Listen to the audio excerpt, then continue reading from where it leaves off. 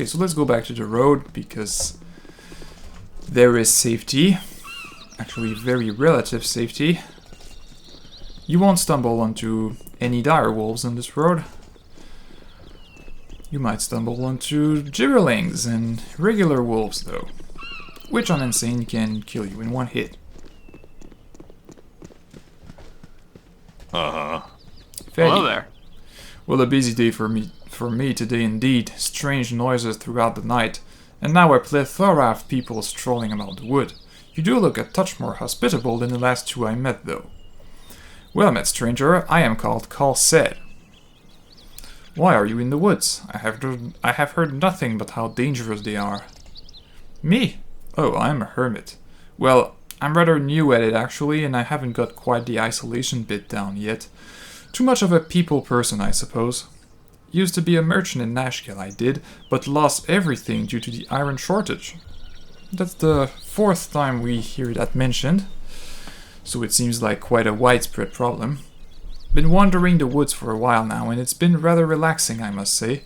Aside from eluding the occasional bandit, that is. I'm generally left alone because I have nothing of value. What of the two people you saw? I was to seek friends at the Friendly Arm Inn. Perhaps these were them? I doubt these are the ones you seek. They do not seem the friendly type and are far afield of the inn. If you wish to meet them, I left them not a moment ago just up the road. You will have to pass them anyway if you wish to go to the Friendly Arm. There is a crossroad a ways to the east, and the inn is north of that.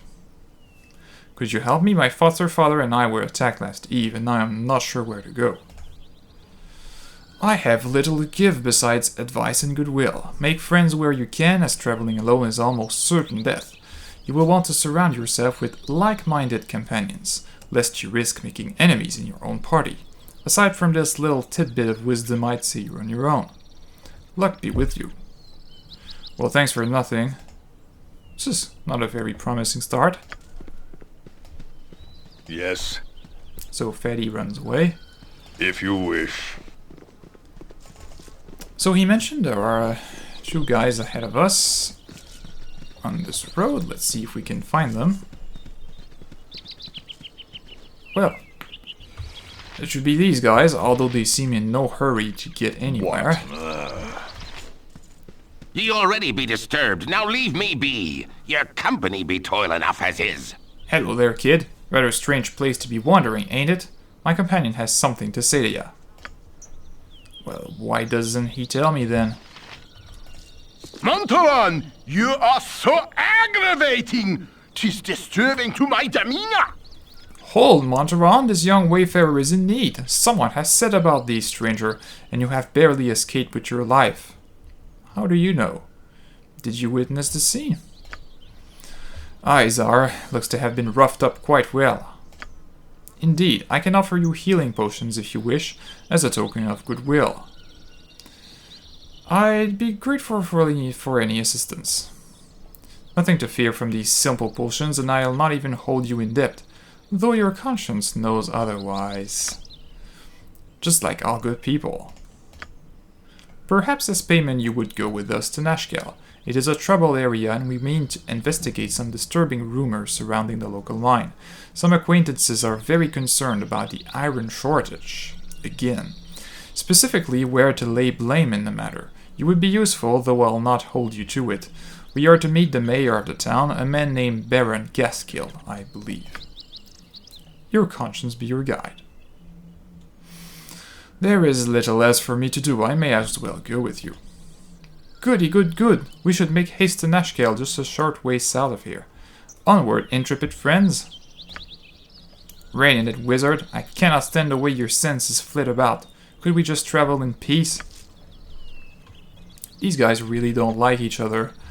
Something troubling you? They are both evil. Zara is chaotic evil and completely insane.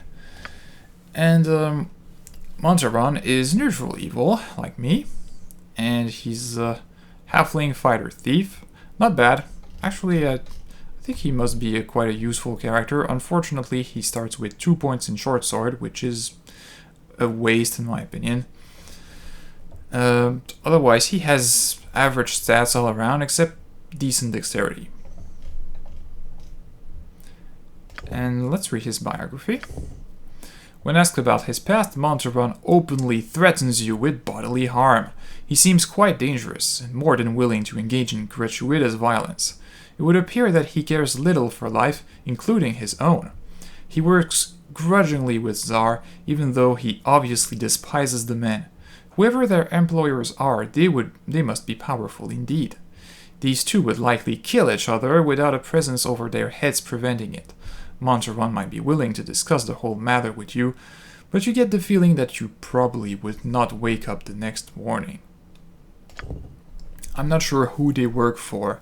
I could look it up, but off the top of my head, I don't know. It might be the Zentarim, might be the Iron Throne. I'm not sure. It might be something else entirely. As for Zara, when asked about his past, Zara has very few coherent things to say. His desire to determine the cause of the iron shortage seems benevolent enough, but his motives remain unclear. His rambling seems disjointed, but his faculties are obviously in good enough order for him to be adept at magic. He mutters something about how he and his associate Monteron are in the employ of a powerful group, but when pressed for details he gets extremely agitated and does not speak for some time. He is obviously at least partially insane, and the network that would hire him must be dark indeed. Your voice is ambrosia. And he has some of the most hilarious responses. Stop touching me! If I must. Something troubling you? I could do no other. Your voice is ambrosia. Hardly worth my time. Yep. Oh, I fear if that's your desire. Actually, I'll make him fight just to hear his battle cry. What do you want? There are a few gibberlings right here. Yes, dear. Stop touching me! If I must. Wait, he has a battle cry. Please I'll say it. do it with pleasure. Yes. Out with it. Some I could do no other. Ouch. What? If you wish. Oh, I feel, of course, darling. Ye spoke. I'll do your toil. Your voice. Hardly worth my Come time. on, Zar. Say your thing.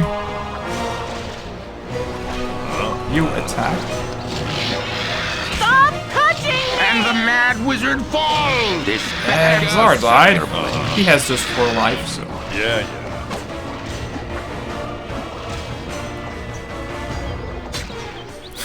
And the mad wizard What falls. sleep lightly, So that's what he says when Yes. Zar dies. Obviously doesn't like him.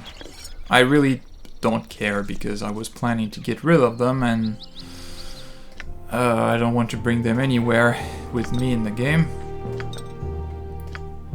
But that was for Zara and Monteron. Ye spoke at me? Oh, he has some nice studded leather. Better than Safana's leather armor, so there we go. This better be good. And now we'll get rid of both. What need ye dead? As you would have it, I likely would have put a dagger in ye eventually, but for now, ye have been adequately useful. And he will stay there until the end of the game. Oh, I think we will need to remove Zara manually.